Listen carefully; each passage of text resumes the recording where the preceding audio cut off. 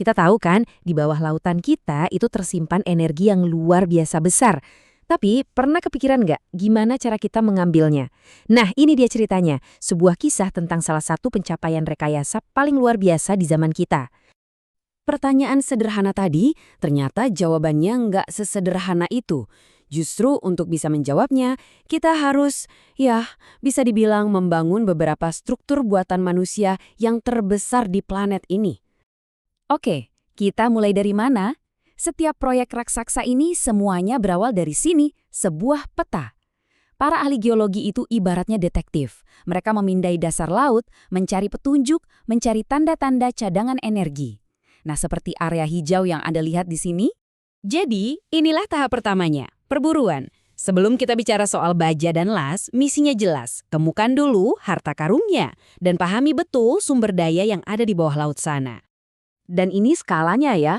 Coba bayangin, di perairan Indonesia aja ada lebih dari 630 anjungan seperti ini. Semuanya itu nyambung lewat jaringan pipa bawah laut yang panjangnya lebih dari 20.000 kilometer.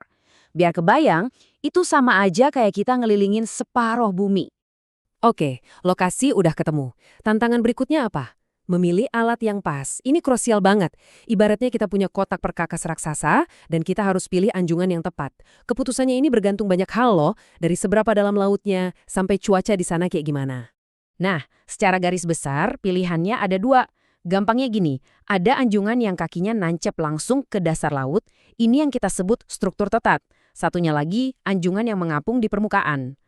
Dan jangan salah, satu anjungan ini bukan cuma buat ngebor doang. Ini tuh udah kayak kota kecil di tengah laut. Ada menara buat ngebor, ada dapur buat memproses minyak dan gas mentah, ada kompresor buat ngedorong hasilnya ke darat, bahkan ada apartemen buat ratusan pekerjanya. Keren kan? Semuanya dalam satu paket. Nah, kalau lautnya dalam banget, para insinyur punya trik jenius. Namanya Tension Leg Platform atau TLP. Gini deh bayanginnya, Anda punya balon di kolam renang. Terus Anda ikat ke dasar kolam. Balonnya kan pengen banget ngapung ke atas, tapi talinya nahan kan? Nah, TLP persis kayak gitu. Dia mau ngapung, tapi ditahan sama tali baja raksasa yang narik ke bawah. Hasilnya super stabil, bahkan pas ada badai sekalipun. Oke, desainnya keren, idenya jenius. Pertanyaannya sekarang, gimana caranya kita mengubah gambar rumit ini jadi monster baja beneran? Percaya deh, prosesnya itu udah dimulai jauh sebelum ada satupun percikan api las. Dan yang paling penting, ini harus diingat. Ini bukan kerjaan satu orang. Nggak mungkin. Ini kerjaan tim. Sebuah kolaborasi raksasa yang isinya ahli geologi, insinyur pengeboran, desainer struktur, semua kumpul jadi satu. Setiap proyek itu punya resepnya sendiri.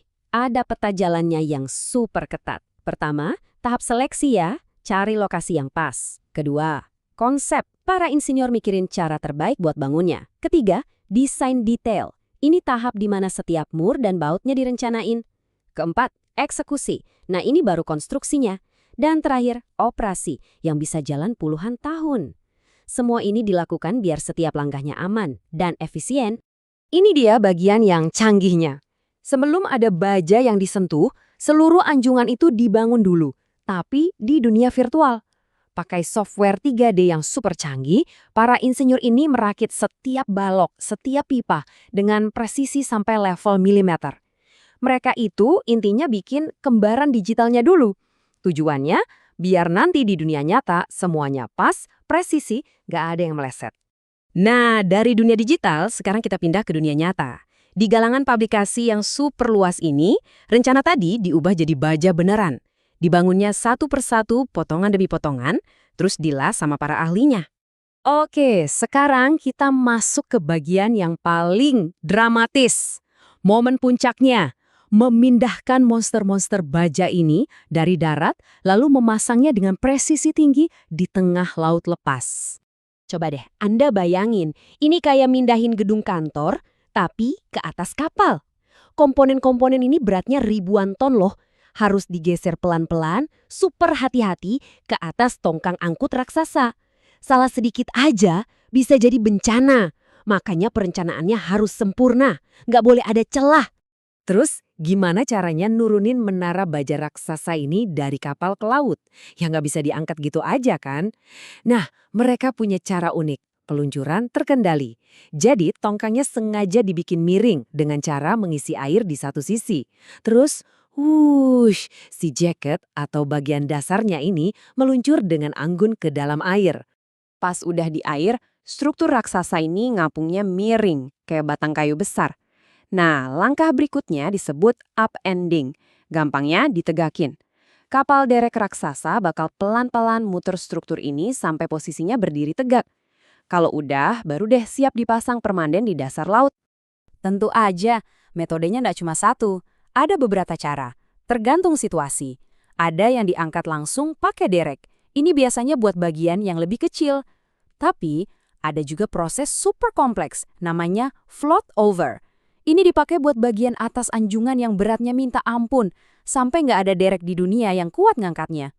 Dan jangan lupa, ini semua harus nyambung. Makanya ada kapal-kapal khusus ini yang fungsinya kayak pabrik terapung. Sehari, kapal ini bisa masang lebih dari 800 meter pipa di dasar laut. Cepet banget kan? Ini operasi super efisien buat nyambungin semua anjungan itu ke darat. Oke, kota-kota baja ini dibangun supaya bisa tahan badai paling ganas sekalipun selama puluhan tahun. Tapi, pernah kepikiran nggak? Apa yang terjadi kalau misinya udah selesai? Kalau ladang energinya udah kering? Membangunnya aja udah tantangan yang luar biasa. Nah, membongkarnya lagi dengan aman, itu bisa jadi tantangan rekayasa yang jauh-jauh lebih besar.